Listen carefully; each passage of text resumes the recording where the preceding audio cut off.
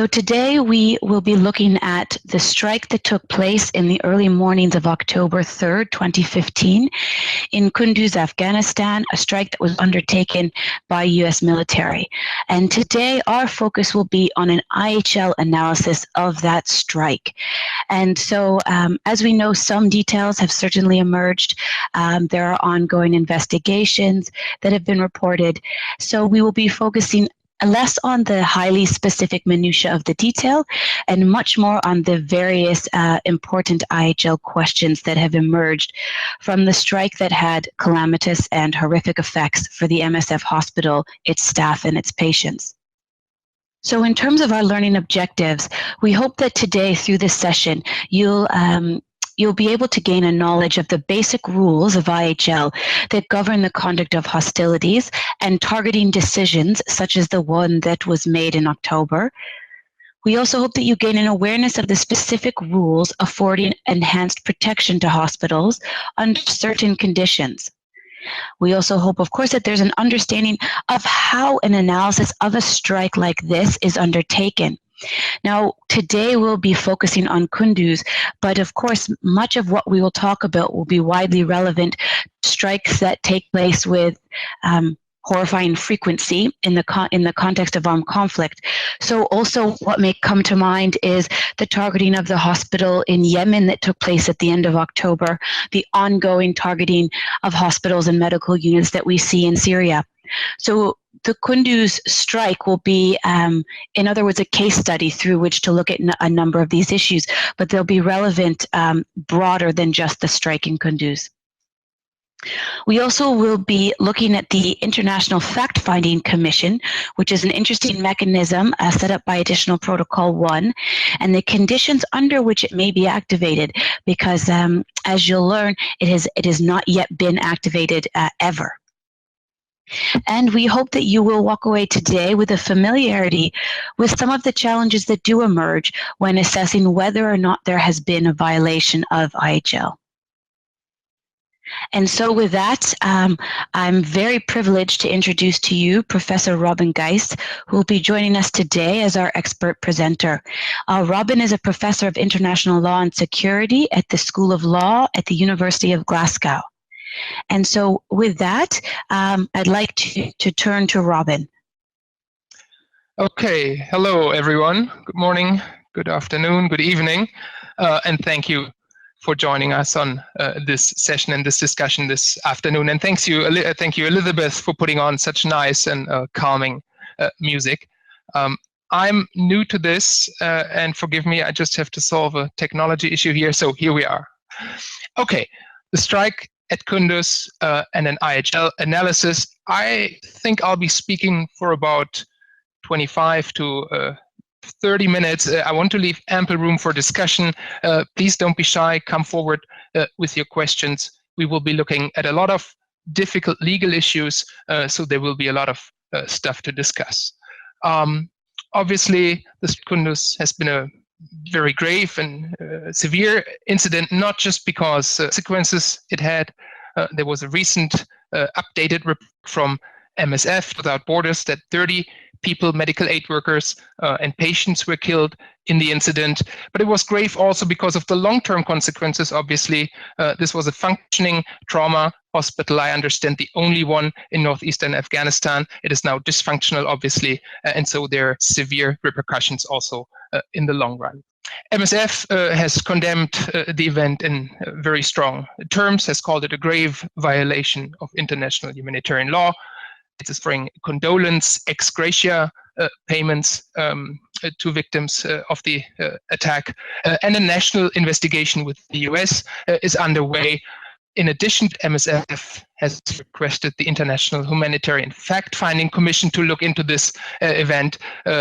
This is currently under consideration, but the Fact-Finding Commission would need consent, among others, from the United States, which so far has not been forthcoming. So we want to look into all of these issues.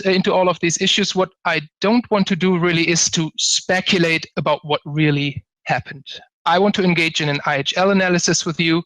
We will be using the facts that we do know at present, but there are a lot of bits and pieces and decisive, and that of course makes the whole point about how important fact-finding, credible and impartial fact-finding is. So I don't want to speculate what really happened. What I want to do is to go through the different legal issues come up in the course of this event, and perhaps try to identify the bits and pieces of information that are still lacking that we would need to know in order to have a more comprehensive and possibly conclusive legal assessment. So let's take a brief look at what happened on 3rd October. As you all know, the Doctors Without Borders hospital in Kunduz, Afghanistan was destroyed in an airstrike carried out by the United States. The 5 November report from Doctors Without Borders states that the attack has approximately been going on for over an hour, despite a number of calls alerting that the hospital was being attacked. Now here we still have the old figures, 22 civilians killed. As I said, this has been updated now to 30 civilians killed in the attack, medical aid workers and patients. Now, as we will go through the different legal questions now, let me first of all say that I qualify the present conflict in Afghanistan as a non-international armed conflict. And I'm sure you're aware, the United States is not a party to Additional Protocol 2. It is obviously a party to all of the Geneva Conventions. It has taken certain issues with the customary law study, and nevertheless, I've decided we will be using the customary ICRC customary law study in this exercise, because I think we're looking at rules that are largely agreeable to everyone, and where they're not, where there are issues where the US position is maybe different, I will point that out. So here is what I intend to do. 3 steps. We'll first of all look targeting cycle, the different questions, legal questions, a military commander is required before taking out and carrying out an attack. Principle of distinction. We'll be looking to the protection afforded to hospitals, civilians, medical aid workers. The principle of proportionality, prohibition to cause excessive civilian casualties.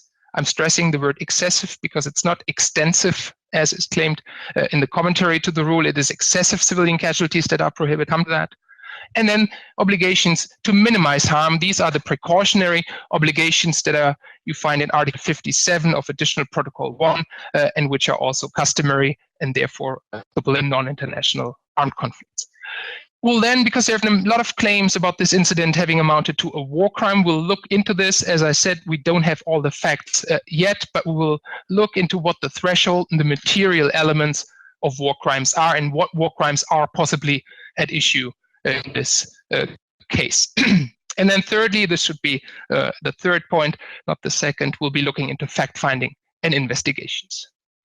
Okay, so to start out very simply, you all know there's the principle of distinction.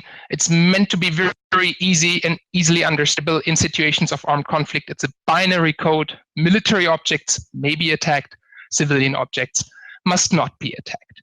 And the definition on the basis of we identify military objects is Article 52, paragraph 2 of Additional Protocol 1. This is again customary. The language is agreed by everyone. This applies across all types of conflicts. So if you're facing a civilian object, and if this object by its nature, location, purpose, or use effectively cause military action, and if its destruction would offer a definite military advantage, then yes, it is turned into a military object. The point about this definition, which is really meant to get us started, is that in principle, everything is dual use. Every civilian object that meets these criteria will turn into a military objective. Now, the protection that we get, and this is why I showed you this slide, the protection that we get for hospitals is somewhat higher. And this is the next slide. Here it is. Now, this is ICRC customary law rule number 28. Medical units, and it's clearly understood that hospitals qualify as medical units. Medical units exclusively assigned to medical purposes must be respected and protected in all circumstances. Now, they have to be respected. That's a negative obligation. That means they must not be attacked. And in addition to this, they also have to be protected. This is a positive obligation. States are also, or parties to an armed conflict are also under an obligation to take positive steps to facilitate the work of medical units. All of this, of course, to protect the wounded and sick. However, even for hospitals which are specially protected, protection is never ICRC customary law. As you know, there are kind of formulation in hostilities. This is when civilians will lose protection for the ICRC. What exactly direct participation in hostility means, we don't have a similar product. I think settled that just. Hi, everyone. And Robin, if you can hear me, this is Ann-Herred Lang just cutting in from Geneva. We are having some problem with the connection, so we're going to try to give you a call. Robin, we're trying to get through to you on the phone so we can use that instead of the computer connection. Okay, are we back on? It seems to be the case. Yes, I get a yes. So apologies to everyone. I don't know what happened there. I'm not in my regular office. I'm on the road today. Apologies for the difficulties. So I'm being asked to back up a few slides. Okay, we'll do. How far do you want me to go? Let's start here. I think the facts, the basic facts of what has happened are pretty clear. So let's start out with the principle of distinction, which is meant to be very basic, to be applied in difficult factual scenarios. So it's a binary code. Military objects can be attacked. Civilian objects must be protected. Now, of course, if you look to the legal definition, it gets slightly more intricate. Here it is. This is the definition taken from Additional Protocol 1 now that is applicable in international armed conflicts, but the rule is customary law. It's agreeable to everyone, so we have no difficulty applying it in our scenario. This is the rule which tells us when civilian object or any object is turned into a military target. So here it goes. Objects which by their nature, location, purpose, or use effectively contribute to military action.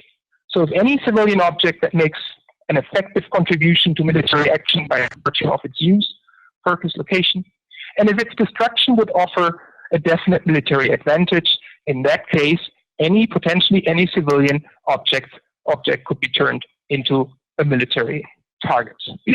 So in principle, and this is important to understand, in principle, everything is dual use.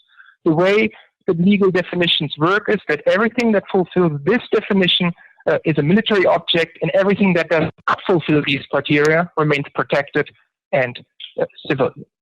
Okay, well, the protection for hospitals is slightly higher, and that's significant, and this is why I wanted to use this, the general rule on when an object turns into a military target, just as a starting point. Let's now turn to hospitals and see why their protection is special and somewhat higher than the normal rule that we find for other objects. So here it goes. This is taken from the ICRC customary law study. You will recall that I said initially, and for those who joined us later, I'll just say it again, that the United States, of course, as you are aware, has taken issue with some of the methodology applied in the ICRC customary law study and with some of the rules. Nevertheless, here I think we have a rule that everyone can agree to. So medical units, and it's very clear and beyond any doubt that a hospital would qualify as a medical unit, exclusively assigned to medical purposes. It's not fully clear what this exclusively really means, why it has to be exclusively, but still, this is what the rule says. So exclusively assigned to medical purposes must be respected and protected in all circumstances. They have to be respected. That is a negative obligation, which means they must not be attacked. And they have to be protected, and this is a positive obligation, which means that parties to an armed conflict also have to undertake positive steps to facilitate the functioning of a hospital. Because the humanitarian mission of a hospital in times of war is deemed so important, it ameliorates the situation of the wounded and sick, and therefore it's not just a negative obligation not to attack, but in addition also a positive obligation to facilitate its work. However, even for specially protected objects, whether they are hospitals, churches, mosques, and so on, protection is never absolute. And so here is the exception, and it's quite important for purposes of the Kunduz. Medical units, they lose their protection if they're being used outside the humanitarian function to commit acts harmful to the enemy. Now, we do not find a clear-cut definition of what acts harmful to the enemy really means. The additional protocol, the Geneva Conventions, they don't present a definition. We don't have an interpretive guidance from the ICRC on this particular notion. As you will know, we have an interpretive guidance on when civilians lose protection from attack when they're directly participating in hostilities, but we don't have an equivalent for what amounts to acts harmful to the enemy. That being said, we do have quite some clarity here. It is well established that the presence of wounded soldiers or enemy fighters, whatever you want to call them, wounded Taliban within the premises of a hospital do not amount to acts harmful to the enemy and therefore will not lead to a loss of protection of that medical unit. The same is true if there's only light arms within the that have been taken from fighters who are being treated within the hospital. The same is true if the hospital is being guarded, for example. However, if there is severe fighting emanating from a hospital, that would be a different story. That would amount to an act harmful to the enemy, and in that case, the medical unit would have lost protection from attack. Now, obviously, the facts here are controversial. There have been contradictory statements of whether it was Afghan or US forces taking fire from the hospital and whether there was any firing from the hospital at all.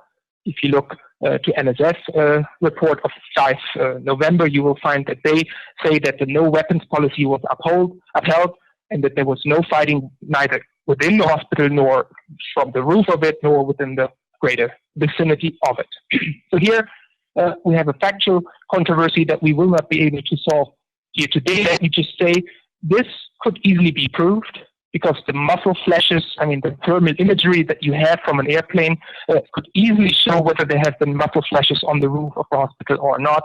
And obviously the onus of proving this is on the attacker. Okay. So much for the special protection of the hospital itself. There is one more important issue here, of course, and that is warning. Now, the question is whether a hospital which is being used to commit acts harmful to the enemy, whether it loses protection from attack directly or whether we have to take additional steps.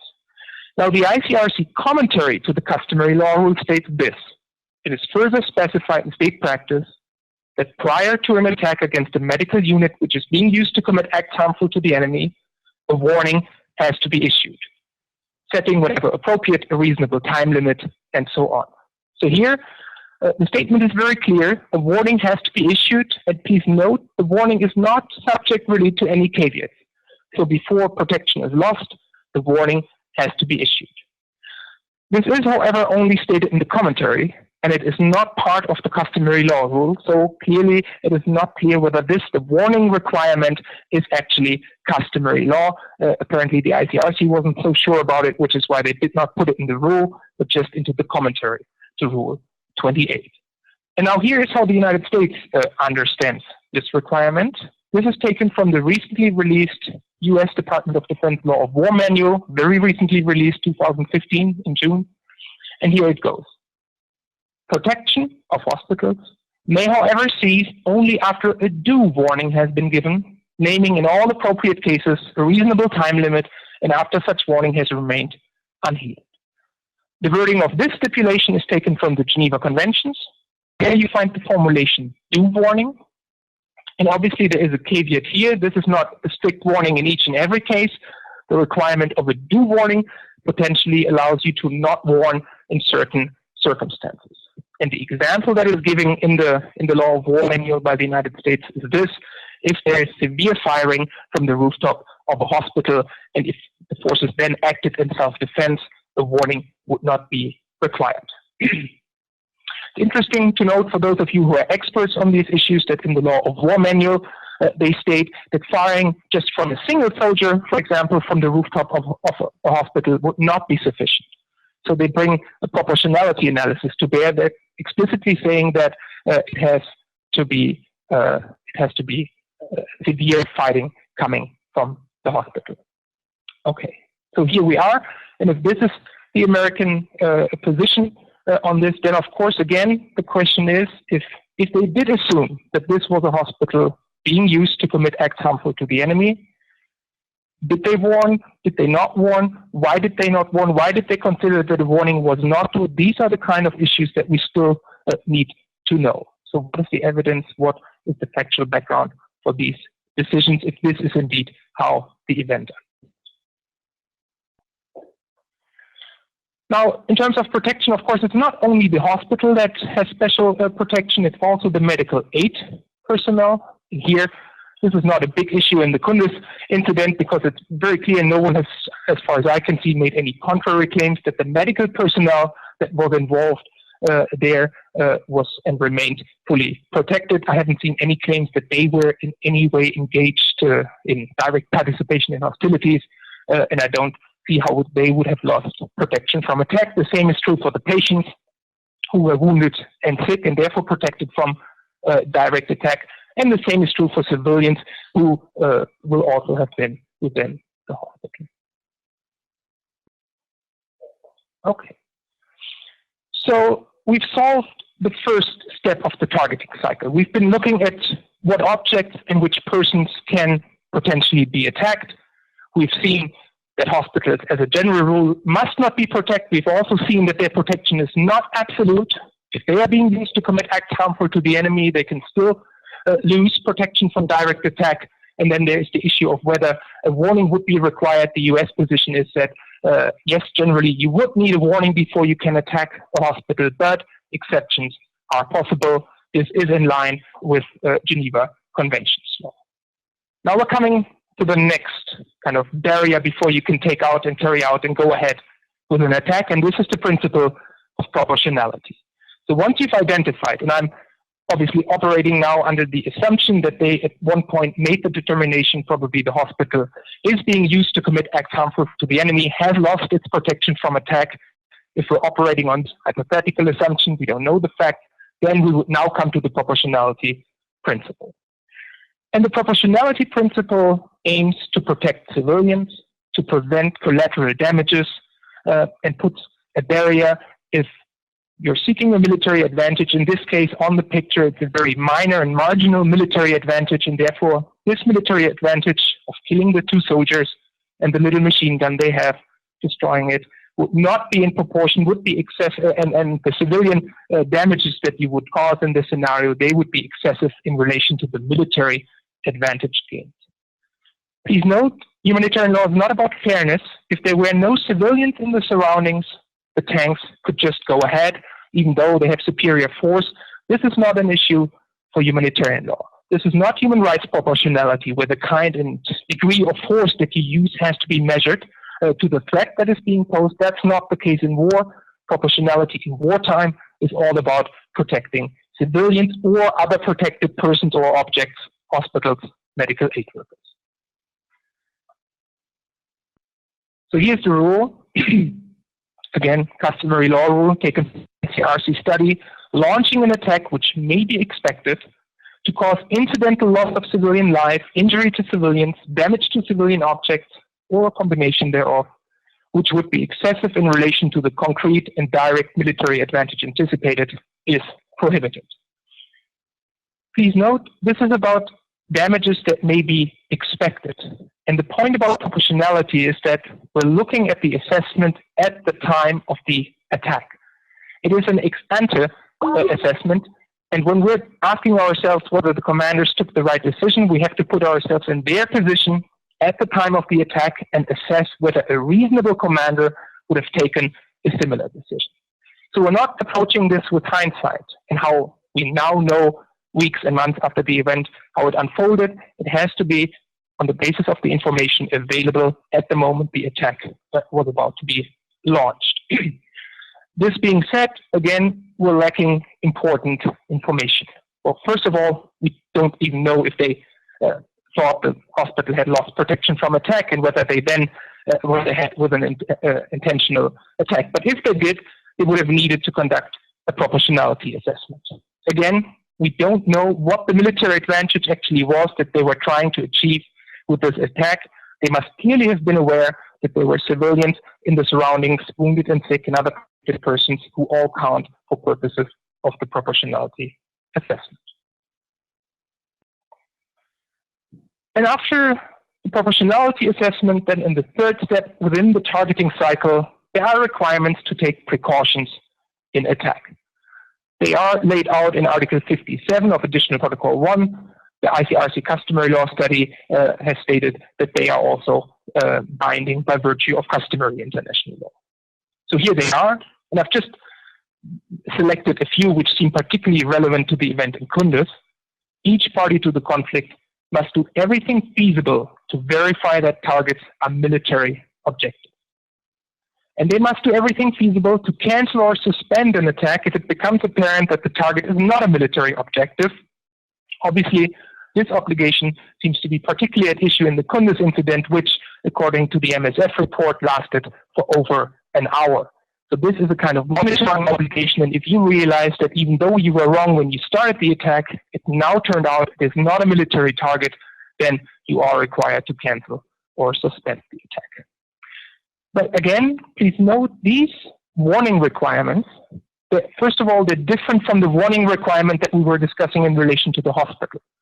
The warning requirement in relation to the hospital is about whether the hospital loses protection from attack in the first place. These precautionary obligations here, they are all about protecting civilians that may be harmed in the course of an attack. So it's a different take, it's an additional set of obligations in terms of precautions. But these precautions are subject to a certain caveat, a feasibility caveat. They only feasible precautions in this sense have to be undertaken, and feasibility is understood at what is practical and practically possible, and it allows you to take into consideration military and humanitarian aspects. So there are some caveats here, and it means you don't have to take these precautions in each and every case. The general rule, of course, being yes, you should take these precautions, but only for as long as they're feasible. Now, again, we're lacking factual information to assess whether there was a feasibility issue in this scenario. And the same is true for the final precautionary and important precautionary obligation. You're required as a party to an armed conflict before you launch an attack to give effective advance warning of attacks which may affect the civilian population, unless, again, a caveat, unless circumstances do not permit. So, again, without further knowledge of the fact, it is hard to assess what exactly happened and why these precautions were not taken, or maybe they were taken, but in a way that really didn't unfold their protective function. We don't know this for now. I certainly suspect that we have a failure and a mistake somewhere here in relation to the precautionary obligations. So much for the targeting cycle for now, and then I'm happy to discuss it further when we go into the discussion. Let's briefly look at the war crimes that could potentially be at issue here. The first one is this, Article 8, taken from the ICC statute, and of course the US has not ratified the statute, but still the list that we find there is reflective of what is to be understood as a war crime. So intentionally directing attacks against building, material, medical units, and transport and personnel using the distinctive emblems, the Red Cross, Red Crescent, of the Geneva Conventions in conformity with international law amounts to a war crime. Clearly, the MSF hospital qualifies as a medical unit. It was entitled to use the distinctive emblems, but in this case, it did not, and therefore I don't think that this is the war crime that we should be looking at. Rather, this is the one which really is at issue, intentionally directing attacks against buildings dedicated to religion, education, art, science, charitable monuments, and so on, hospitals and places where the sick and wounded are collected, provided they are not military objectives. So, here we are. This is a war crime applicable to non-international armed conflicts, protecting hospitals and other places where sick and wounded are collected, provided they are not military objectives, provided they have not been used outside their humanitarian function to commit acts harmful to the enemy. The thing about this war crime is that it has to be intentional. It requires intent on the subjective side of things. And intent, of course, is a very high requirement, and I find it difficult to believe that they would have attacked the hospital intentionally. So intent would really have required that they attacked it because it is a hospital, and I find that inconceivable. Again, we don't know all the facts, but I think it is quite unlikely that this threshold of the war crime will be met in this scenario. Now, that being said, doesn't mean it cannot be criminal. So here's the question. If the attack did not qualify as a war crime, and from all we know so far, I think that is quite likely, that it will not qualify as a war crime, could it still be prosecuted under US domestic criminal law? And the answer is yes. Just because it doesn't amount to a war crime doesn't mean it cannot be criminal. The problem, if you so want, with a war crime is that it only captures intent.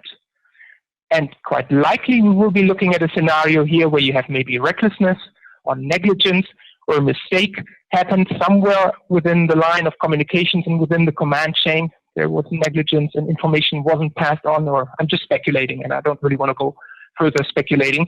But you see the point. There's an element of negligence quite likely with a grave incident, a grave tragic incident like this one, and that could be prosecuted under US domestic law, under the Uniform Code of Military Justice. This is quite likely what would be invoked in this case.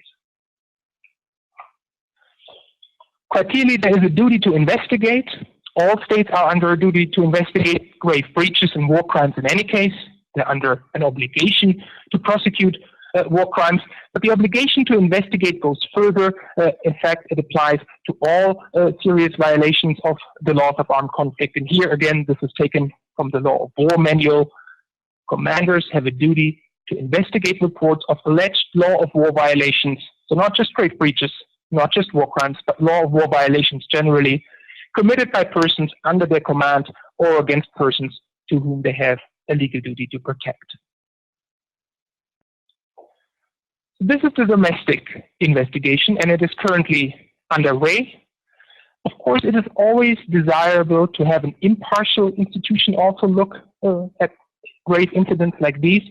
Still, let me make the point that what international law really has in mind, and I mean the original conception is that states do it domestically. Because international bodies will never be able to take care of the various investigations that have to be undertaken. A lot of mistakes are being made in wartime. All of this should be investigated if possible. That is practically only possible and realistic if we follow a decentralized approach whereby states do it themselves. This is the grave breaches regime. States should prosecute war crimes within their own domestic criminal systems. They have an obligation to do so. They have jurisdiction. Sorry, folks, if you could just bear with me for one more minute. It seems as if Robin just dropped off. I'm sure he'll be back momentarily. If you can hear me, I would continue, but I'm not sure anyone hears me right now. Oh, yes, you can hear me. I don't see my slides anymore, so let me just do the rest of this off the cuff. And again, apologies for the difficulties. Now, the thing with the International Humanitarian Fact-Finding Commission is this: it was established under AP1. The usual course of procedure would be that in addition to having ratified AP1, states who want to use and invoke this fact-finding commission beforehand ex ante would issue a declaration accepting the competence of this body. Now, obviously, the United States is neither a party to AP1, nor has it issued any such declaration. And the question has come up of whether in this Kunduz scenario, the fact-finding commission could be invoked. And I think the answer is pretty straightforward. Yes, it can. In principle, the United States is free to task whomever they would like to task to carry out an independent fact-finding investigation. They can use the fact-finding commission. They could also task and authorize another body or institution to do this. So yes, the fact-finding commission, of course, could be invoked here if the United States consented to them in investigating or examining this incident. Then that would be fine.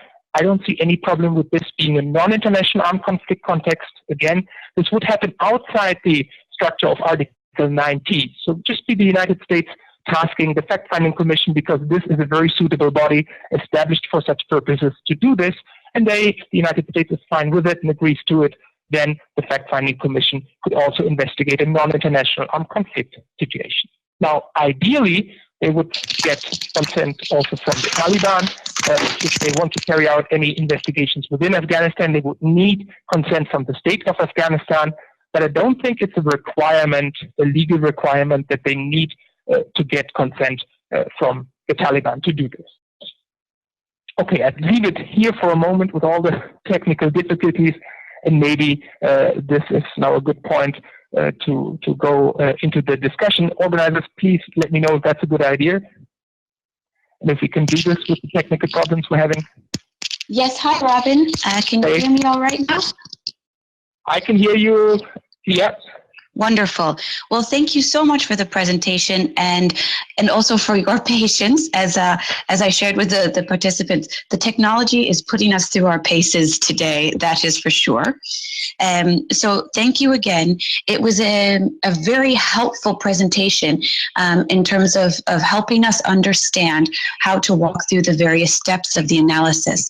Now, there's been quite a few excellent questions that have been coming in, and I'll begin one with a question from Danielle. And Danielle asks, can a hospital with a military target inside of it, i.e., say a high value military target, if that person is undergoing medical treatment, is that person still considered a military target? And then I'll add on to this, Robin. What if that person is not receiving military treatment, but is rather in the hospital to visit other wounded fighters? Could you walk us through an analysis, if he's in the hospital to simply visit wounded fighters? Okay. Yeah. So could you walk us through these two separate scenarios where, one, you have a high value target in the hospital receiving treatment, and what does that mean for his targetability, as well as the hospital's protection? And then also, what about the scenario where there's a high-value military target in the hospital, but he is not receiving treatment? Does that change the analysis? Right. Yes. Okay, so I think there the answer, the law is exceptionally clear. IHL, as you know, is status-based. If you are wounded and sick, it doesn't matter who you are, then you are wounded and sick and you're protected from direct attack. It's as simple as this. And if you're receiving treatment, even if you're a very high value target within the premises, then it doesn't affect the protected status of the hospital. The hospital will remain a protected medical unit under these circumstances. If, however, you just walk in, then, and I mean, you're visiting patients, then you're not using the hospital to commit acts harmful to the enemy. So the hospital itself is not losing protection from attack. However, the high-value target, because in your second scenario, he or she is no longer wounded and sick, he remains a military target. Meaning, you could still attack that person, even if he is within the hospital, but you would have to carry out a proportionality assessment, because in the second scenario, of course, the hospital would still be fully protected, and only now if the civilian and other damages you would cause if you attacked the hospital and all the people in it and destroyed the hospital with all the long-term repercussions that would have, only if you arrived at a proportionality conclusion that would tell you this is still not excessive in relation to this very high-value military target, you could still proceed. I doubt that any reasonable commander would do this. Why not wait until the person has left the hospital? But sometimes, I mean, policy considerations will come in and they will prevent you from doing something even though the law might allow you. So if in an extreme, and lawyers are always good at coming up with very extreme and hypothetical scenarios. In a very hypothetical scenario, this is the most important military commander of your enemy going into the hospital. He's a really high-value target, and you might come close, but I still think that most military commanders would, of course, wait until the person has left the hospital. I have another question coming in from Holly, and Holly says, is there an obligation? So Robin, you referenced the use of the protective emblem. And Holly asks, is there an obligation to fly the emblem or to use the emblem if, in fact, a hospital is qualified to do so? Yeah, no, there is no obligation to do this. The protective emblems are certainly helpful, and it will often be in your own interest to fly them and flag them because they are so widely known, but they're only indicative of your protection. So a hospital is protected whether or not it flies the protective emblem, and it is not obliged to do so. However, it is in its own interest, of course, to put it up on the roof and to make it known that there is a hospital within that structure. Excellent, thank you. Now we have another question coming in from Taj, who's in Afghanistan. And Taj asks, are the personnel and or the party who are involved in violations of IHL accountable to some institution or court? And if yes, to whom? Now, I appreciate that's a very broad question, but I think at the forefront of many people's minds is the accountability issue. And I'm wondering if you could elaborate on, you introduced and raised it, and I'm wondering if you could elaborate a bit on what are some potential avenues for accountability if, in fact, this strike turned out to be violative of IHL. Right. So, I mean, the most likely, and this is what IHL also has in mind, this is the original idea, the most likely avenue and where this would go is domestic prosecutions within the United States. This could be within the military system or the ordinary criminal justice system. This differs from state to state, but the principle and original idea is that states take care of this domestically. And then we should distinguish probably two different scenarios. If it turns out that there was a war crime, then of course, domestically, these war crimes could be prosecuted. If it turns out there wasn't a war crime, that still, as I said, doesn't mean it wasn't necessarily was not criminal. You could still look to manslaughter, negligent killing, negligent homicide, whatever you have in your domestic criminal code, and you could prosecute on the basis of these other crimes under regular domestic or military law. This is how it would usually go. Now, of course, we also have the ICC in The Hague, but the threshold before the ICC can act is relatively high. It's very unlikely in this scenario for many reasons. One is, of course, that the United States is not a party to the ICC. Now, as you know, Afghanistan is, and these crimes have been committed, if they are crimes, but the incident happened in Afghanistan, so potentially the ICC could look at this. However, only if we're talking about potential war crimes, the ICC will only look at war crimes, not at any other ordinary crimes or so only war crimes, and only if they have been part of a policy or a plan. And that threshold will be very, very difficult to prove, and I don't think it is met. In fact, before the Kunduz incident, now there have been some other incidents where civilians were killed, and the prosecutor of the ICC has already said that she doesn't see enough evidence to go ahead with the prosecution with relation to these crimes. There is a preliminary examination, so this is on a very low level, on alleged crimes committed in relation to detainees in Afghanistan by the United States. This is underway, a preliminary examination, no more than that for the time being. This is underway, but in the course of this preliminary examination looking at detention issues, they have also said that in relation to attacks against civilians and so on, they don't see enough evidence that this was done intentionally or as part of a plan or a policy, and I do think that is right, and I don't think that the Kunduz incident now will change this assessment. So we're looking to U.S. domestic criminal prosecution either for war crimes or for ordinary crimes. Great, thank you, Robin. I have a number of questions coming back to the suggestion that you made that, in fact, under the circumstances only known at the time, because as you rightly pointed out, we don't have the results of various other investigations that are ongoing. But there was this suggestion that you said you suspect it may not amount to a war crime under the legal standard. And I think there's a number of questions about, what is this legal standard and why, if you could elaborate a bit on why you think it may not qualify under that standard. Right. So the required standard we only have limited war crimes that could potentially be invoked in this case. For example, in a non-international armed conflict, it is not a war crime to cause excessive collateral damage. For the time being, this is very deplorable, but this is what the law says. This is only a war crime in relation to international armed conflict, but not in relation to a non-international armed conflict as we are seeing it in Afghanistan. So the potential war crimes that we can look at, the number is limited. In fact, it's only the two war crimes that I have shown in my slides. And both of these war crimes would require intent, meaning that intentionally they attacked a hospital, knowing this was a hospital, wanting to attack a hospital. And I just find that inconceivable on so many levels, why they would intentionally attack a hospital. I mean, we cannot exclude anything, but I find that very hard to believe, and it's very difficult to establish this very high threshold of subjective intent whereby you meant to attack and destroy a hospital. Why on earth would they want to do this? I think a much more likely scenario is that there was a mistake in the chain of communication. we've been experiencing communication problems. There were many different actors on the ground. I don't know who communicated to whom, and I don't want to speculate, but I just suspect that it's more likely that we find an error of negligence, maybe recklessness, that has to be investigated still. But intent to destroy a hospital, I find difficult to believe. Thank you, Robin. So to clarify for those of you who are perhaps non-lawyers, you're saying that there may well be wrongdoing under the law, but the standard may not be the intent standard of war crimes. It may be negligence, it may be recklessness, etc. Is that correct, Robin?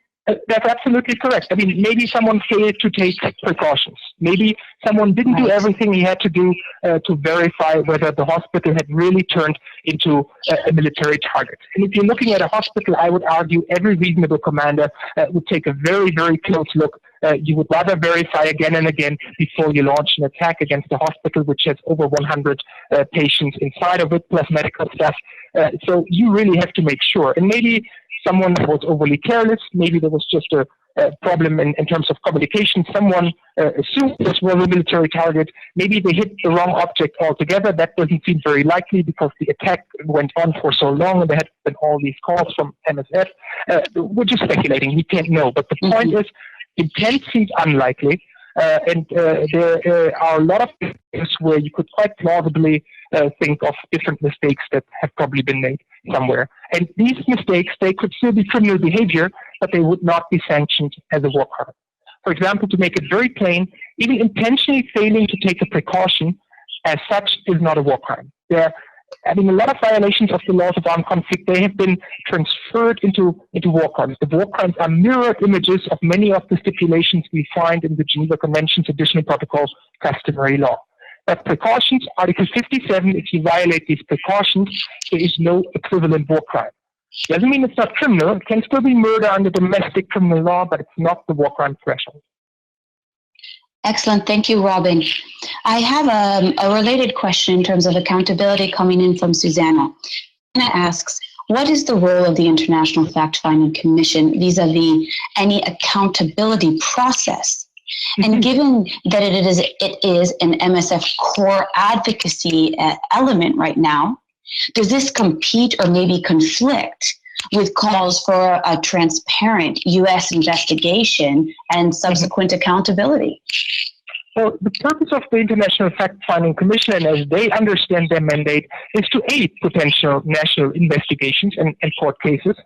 They are not a court. They are not judging the situation. They are what the title says they are. They engage in fact-finding. Now, some of how they would go about and so on, a lot of this is to a degree unknown because they have not dealt with a single case so far. Of course, we can look to their rules of procedure and so on. But the point is that their idea is that this could be complementary. This could be complementary to a national investigation. It would not be at odds with other investigations that are ongoing. They would simply look into the fact and try to establish what really happened. This is what they're there to do. Excellent. Now, if people wouldn't mind, I will pose two more questions, which will have us go over by just a few minutes. But this will allow us to essentially recoup the few minutes that we lost due to the technical challenges.